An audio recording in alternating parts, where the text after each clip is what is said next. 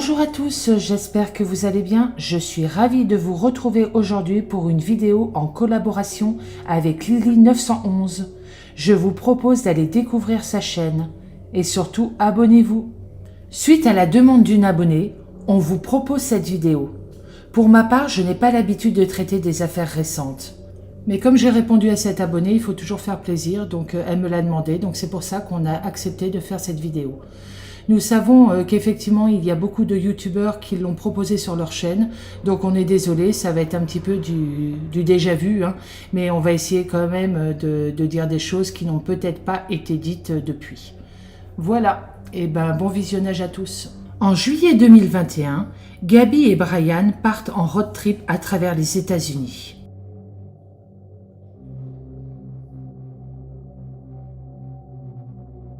Mais Brian reviendra seul le 1er septembre. Malheureusement, le corps de Gaby sera retrouvé le 12 septembre dans un parc national du Wyoming. Le rapport préliminaire d'autopsie a confirmé son identité. Selon les premières constatations du médecin légiste, elle a été victime d'un homicide.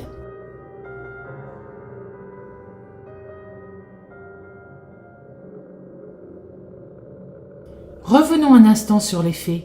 Gaby, 22 ans, et Brian, 23 ans, partent de New York le 2 juillet. Ils veulent faire toute la côte est des États-Unis.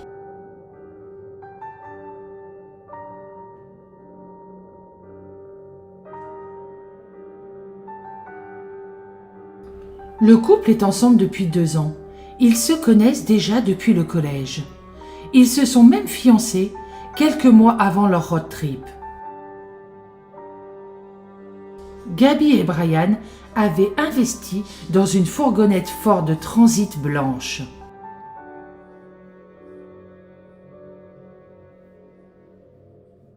Gaby l'avait aménagée avec goût. Cela leur permettait d'avoir un abri si intempérie. Tout allait bien. Ils étaient ravis de leur voyage.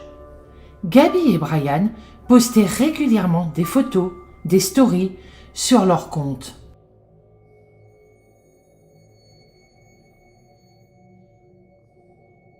Ils visiteront beaucoup de parcs nationaux de l'Utah ainsi que du Colorado.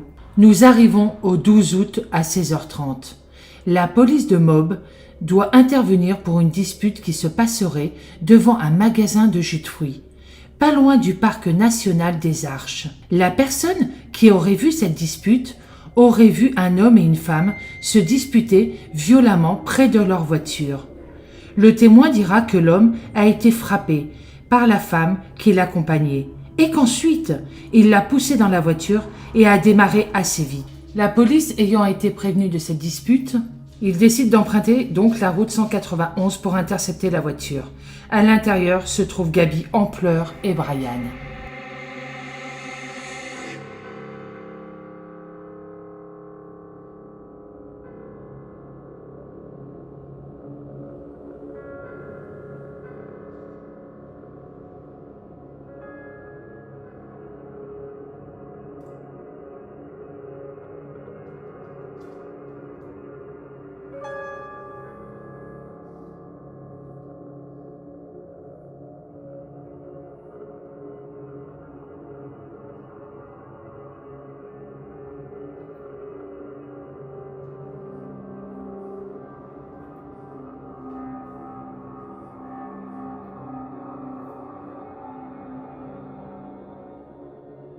Pour ceux que ça intéresse, la vidéo est au complète sur YouTube.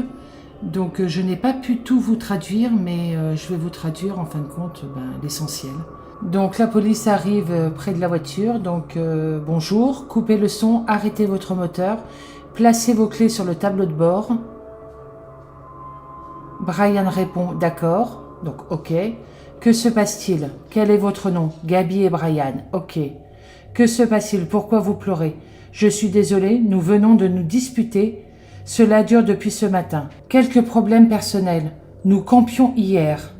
L'agent demandera par la suite à Gaby d'aller se mettre dans sa voiture, sachant qu'il y a la climatisation et surtout pour qu'elle se calme.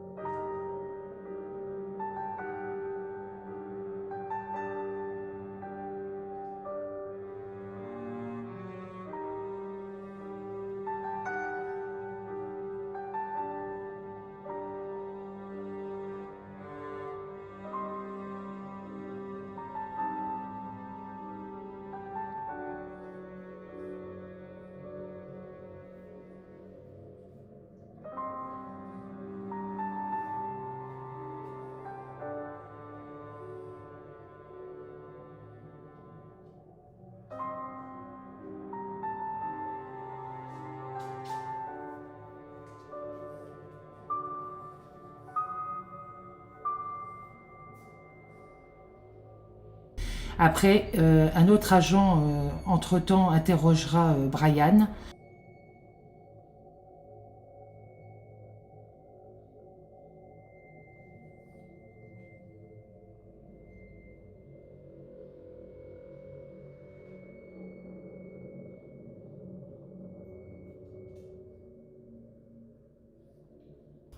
Brian expliquera. Gabi était énervée. Elle m'a sauté dessus, m'a griffé, a voulu me gifler.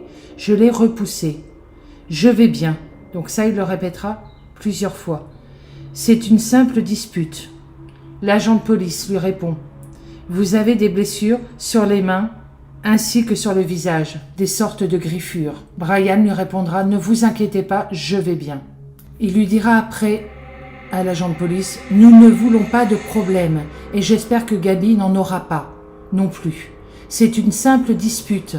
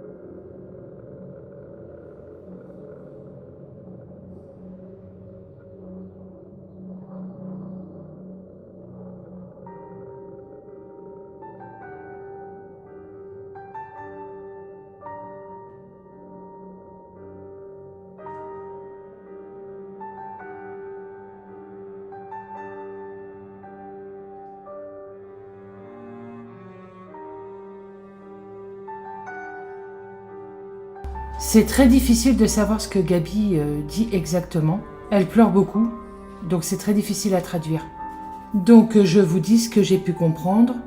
Elle déclare « Certains jours, j'ai de graves troubles obsessionnels, compulsifs. Et je lui disais que j'étais désolée d'être aussi méchante. Et je suis tellement stressée. J'ai énormément de travail. J'essaie de lancer un blog et Brian ne croit pas vraiment que je peux y arriver. On s'est disputé toute la matinée. Je suis très fatiguée. » Bon, après, la vidéo est très longue. Donc, vers la fin, tout simplement, que le policier dira à Gabi « Vous avez frappé Brian ?» Elle répondra « Oui ». Donc, il va falloir se calmer. Donc, sachant que Gabi et Brian ne portent pas plainte, donc l'agent de police en restera là. Gabi et Brian devront être séparés le soir, Voilà, c'est ce qu'il demande pour que Gabi puisse se calmer, se reposer et qu'il n'y ait pas d'autres, en fin de compte, disputes. Nous arrivons au 17 août. Brian prend un avion pour se rendre en Floride. Son père a besoin de lui pour vider un garage. Il reviendra le 23 août. Alors, pour moi, je vais dire un tout petit peu mon avis. Est-ce que ça serait pas un alibi? Je ne sais pas, je me pose la question. Entre-temps, Gabi restera à l'hôtel, le Fairfield, à Salt Lake City. Brian revient le 23 août. Le couple repartira le 24 août. Après cette date, il n'existera plus aucun signe de vie de Gabi. J'entends qu'elle n'a pas parlé à personne de vive voix, ni téléphoné à ses parents. Je donne la parole à Lily 911 pour la suite. Avant de commencer, je tiens à te remercier, Kana, de m'avoir proposé cette collaboration avec toi. Ça me fait très plaisir.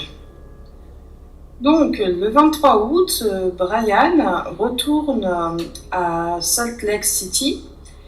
Et le 24 août, Gabi et Brian partent de Salt Lake City pour aller au parc de Yellowstone. Et entre-temps, le couple fait une escale, enfin fait plutôt une halte au parc national du Grand Teton, qui est à peu près à 1 heure de route de Yellowstone. Et de là, Gabi va appeler sa mère sur FaceTime pour lui dire que tout va bien et où elle et Brian se trouvent. Mais après le 24 août, plus personne n'aura de nouvelles officielles de Gabi. Je dis officielle car après le 24 août, elle ne passera plus aucun appel. Elle va envoyer 2 SMS à sa mère. Le premier datant du 27 août, et ce SMS disait « Pouvez-vous aider Stan? Je continue de recevoir des messages vocaux et des appels manqués. » Stan est le grand-père de Gabi, et normalement, elle l'appelait jamais par son prénom. Elle l'appelait toujours papy ou grand-père. Le deuxième message date du 30 août, et ce message était destiné donc à la mère de Gabi. Et sur ce message, il y avait... pas de réseau à Yosemite. Et pourtant, Gabi se trouvait pas à Yosemite à ce moment-là, mais à Yellowstone. Et Yosemite et Yellowstone, c'est complètement l'opposé. Donc là, on peut se poser la question, est-ce que c'est vraiment Gabi qui a envoyé les messages? Après, peut-être qu'elle s'est trompée sur le nom du parc, ou à cause du dictionnaire, cela n'est pas impossible, dictionnaire sur le téléphone. Mais je doute, je trouve ça bizarre. Ça pourrait très bien être quelqu'un d'autre comme Brian qui aurait pu envoyer les messages. Le 1er septembre 2021, chose vraiment encore plus bizarre, Brian rentre en Floride avec le van, mais sans Gabi. Le 11 septembre, la famille de Gabi signale sa disparition, comme ils étaient sans nouvelles d'elle depuis le 24 août. Dans les jours suivant le signalement de la disparition, la police perquisitionne le van pour voir s'il y avait quelque chose de suspect, mais il y avait rien. Après, Brian aurait pu très bien nettoyer le van. D'ailleurs, Brian, à ce moment-là, il n'est pas considéré comme suspect, il est considéré comme personne d'intérêt. Mais depuis son retour, il se mure dans le silence. Il ne collabore pas avec les policiers, sous les conseils de son avocat. D'ailleurs, les parents de Brian, c'est la même chose. Et en plus, les parents de Brian ne rentrent même pas en contact avec les parents de Gabi. Ce qui est quand même un peu bizarre. Est-ce qu'ils essayent de protéger leur fils? Car quand même, Gabi était la fiancée de Brian. Donc c'était leur future belle-fille. Le 17 septembre 2021, là, c'est la cerise sur le gâteau, Brian disparaît à son tour. Il y a à peine quelques jours, le dimanche 19 septembre, le corps de Gabi a été découvert dans le Wyoming. Le médecin légiste a confirmé que le décès était dû à un homicide. Depuis la découverte du corps de sa petite amie, Brian est activement recherché. Les recherches se déroulent dans la réserve de Carlton, suite au témoignage d'un témoin qui dit l'avoir aperçu. Mais ces recherches sont très très très difficiles. C'est un travail dangereux pour les équipes de recherche, car la réserve de Carlton est très hostile et c'est aussi une zone très vaste. Et d'ailleurs, elle est infectée de crocodiles et de serpents. Et en plus, pour rien arranger, actuellement, elle est inondée jusqu'à la taille. Donc c'est vraiment pas simple pour les recherches. Je disais au tout début de la vidéo que Brian était considéré comme, enfin n'était pas considéré comme suspect, mais là je viens de voir que il y a un mandat d'arrêt qui a été lancé contre lui, donc a priori il est vraiment suspecté. Avant c'était juste une personne d'intérêt. Bon, ben moi je vais relaisser la parole à Cana pour la conclusion et s'il y a d'autres choses à dire. Merci à toi, Lily. Le 23 septembre, l'étau se resserre autour de Brian, introuvable depuis le mardi 14 septembre. Les autorités ainsi que le FBI ont lancé un mandat d'arrêt. Les enquêteurs doivent également comprendre ce qui a pu conduire à l'assassinat de la jeune américaine. Plus que jamais, la personnalité de Brian et les relations qu'il entretenait avec Gabi sont au cœur du travail des enquêteurs. Un témoignage troublant. Gabi était en larmes et Brian était visiblement en colère, entrant et sortant du restaurant à plusieurs reprises, continuant à montrer sa colère envers le personnel autour du stand de l'hôtesse. Cette scène serait déroulée le 27 août. Le lendemain, Gabi a cessé de publier son journal de bord sur les réseaux sociaux. Attention tout de même, sur la page du FBI, ils déclareront qu'ils n'ont pas confirmé, pour l'heure, avoir étudié ce témoignage et se refusent à tout commentaire. Dernière information sur le site du FBI. Pourquoi Brian a un mandat d'arrêt contre lui? Ce n'est pas du tout pour homicide pour l'instant. Donc je vous mets la photo, j'ai traduit toute la page. Donc voilà, bonne lecture.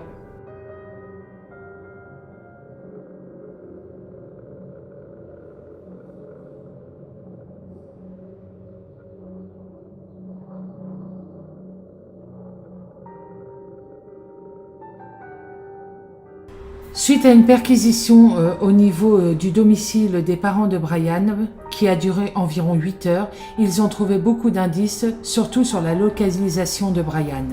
Donc les recherches continuent.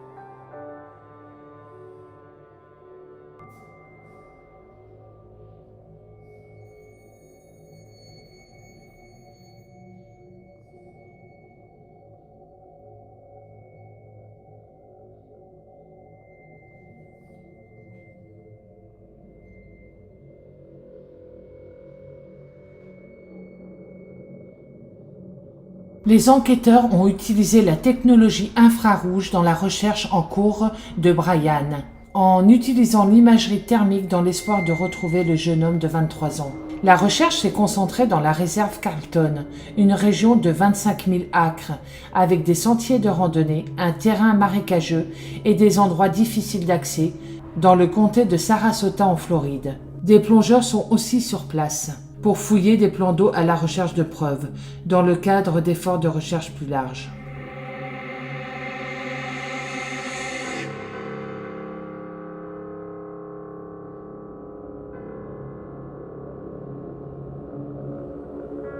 À ce jour, Brian reste introuvable. Pour le moment, malheureusement, il n'y a pas d'autres informations. Brian est toujours, de toute façon, recherché par les enquêteurs ainsi que le FBI. Le témoignage d'un couple venant de Floride sur le chemin qui ont rencontré un van garé sur le côté, qui venait également de Floride. Ils l'ont su par rapport à la plaque d'immatriculation, donc ils ont voulu s'arrêter pour discuter avec ces personnes-là, mais malheureusement il n'y avait personne dedans. Et c'est quand ils ont su la disparition de Gabi que cette photo est ressortie. Et effectivement, le vent ressemble vraiment à celui de Gabi et Brian. Un autre témoignage est là très troublant. j'ai oublié de vous signaler que le vent est situé aux alentours où on a retrouvé le corps de Gaby. Donc là, un autre témoignage qui me paraît très troublant, et c'est un chasseur, je crois, hein, si je raconte pas de bêtises, qui aurait pris cette photo. Effectivement, ça ressemble un petit peu à Brian, mais bon, on peut pas en être sûr. Encore une fois, aux alentours, là où on a retrouvé le corps de Gaby. Voilà, donc ça fait beaucoup, hein, je pense. Voilà, c'est la fin de cette vidéo. Il n'y a pas d'autres informations pour le moment au niveau de cette enquête. Brian est toujours recherché. Je tiens encore à le dire que ce n'est pas le style de ma chaîne. J'ai eu du mal à faire cette vidéo parce que personnellement, voilà, c'est pas dans mon caractère de faire ce genre de vidéo. Je sais que ça fait beaucoup le buzz. Ça me fait beaucoup de peine pour Gaby, hein, paix à son âme. J'espère que sincèrement le coupable sera arrêté et qu'elle puisse reposer en paix. Mais je tiens quand même encore à le dire, si j'ai fait cette vidéo sur ma chaîne, si on a fait, pardon, cette vidéo sur ma chaîne, c'est tout simplement pour faire plaisir à une abonnée. Voilà. Rien d'autre. C'est pas pour faire énormément de vues ou énormément de buzz, ça n'a rien à voir. Ma chaîne n'est pas faite pour ça. Moi, je me base sur les disparitions oubliées, je me base pas sur l'homicide. Donc voilà. Donc j'espère que cet abonné sera content de cette vidéo. Ensuite, je tiens à remercier, c'est le plus important, Lily911 pour la collaboration qu'elle a eue avec moi. Je la remercie énormément. Et je vous encourage à aller voir sa chaîne et de vous abonner, ça serait très gentil pour elle. Voilà. Et je vous souhaite pour moi, c'est la soirée, donc une bonne soirée ou une bonne journée, tout dépend quand est-ce que vous allez voir cette vidéo. Et je vous dis à bientôt dans une prochaine vidéo et surtout, prenez soin de vous.